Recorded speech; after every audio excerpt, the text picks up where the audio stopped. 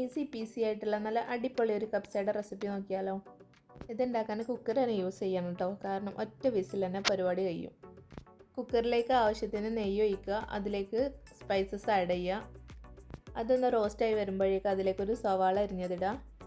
ശേഷം നന്നായിട്ട് മിക്സ് ചെയ്യുക. അതൊരു ചെറിയ ഗോൾഡൻ കളർ ആവുന്ന വരെ മിക്സ് ചെയ്യണേ. സവാള വഴന്ന് വരുമ്പോൾ അതിലേക്ക് 2 പീസ് മാഗി ക്യൂബ് കൂടെ ഇടണം. ചെറിയൊരു ഗോൾഡൻ കളർ ആവുന്ന വരെ മിക്സ് ചെയ്യാം. അടുത്തതായിട്ട് ഒരു പാക്കറ്റ് കപ്സ മസാല ചേർത്ത് കൊടുക്കാം. അത് നന്നായിട്ട് റോസ്റ്റ് ആവുന്നവരെ മിക്സ് ചെയ്യാം. അതെല്ലാം കൂടെ മിക്സ് ആയതിന് ശേഷം മാത്രം നമ്മൾ മിക്സിയിൽ അടിച്ചു വെച്ചിട്ടുള്ള 2 തക്കാളി ആഡ് ചെയ്ത് കൊടുക്കാം.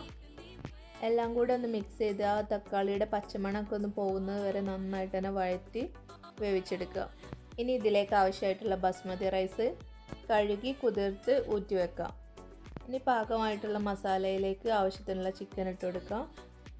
വീണ്ടും എല്ലാം കൂടി ഒന്ന് നന്നായിട്ട് തന്നെ മിക്സ് ചെയ്യുക. എന്നിട്ട് അതിലേക്ക് ആവശ്യത്തിനുള്ള ഉപ്പും എരിവിന് ആവശ്യത്തിനുള്ള മുളക് ചേർത്ത് കൊടുക്കുക. ഇതിലേക്ക് വേണമെങ്കിൽ കുരുമുളകും ആഡ് ചെയ്യാം കേട്ടോ, ഞാനിപ്പോൾ ചേർക്കുന്നില്ല. ഇനി അരി വേവാനുള്ള വെള്ളം ഇതിലേക്ക് ഒഴിച്ചു കൊടുക്കാം. ഞാൻ 1 കപ്പ് അരിക്ക് 2 കപ്പ് വെള്ളം എന്നുള്ള അളവിലാണ് എടുത്തിട്ടുള്ളത്. ഇനി മിക്സ് ഒന്ന് തിളക്കാൻ വേണ്ടിയിട്ട് അടച്ചു വെക്കാം. ഈ ടൈമിൽ ഉപ്പൊക്കെ നോക്കിയിട്ട് ആവശ്യത്തിന് ഇട്ട് കൊടുക്കാം കേട്ടോ.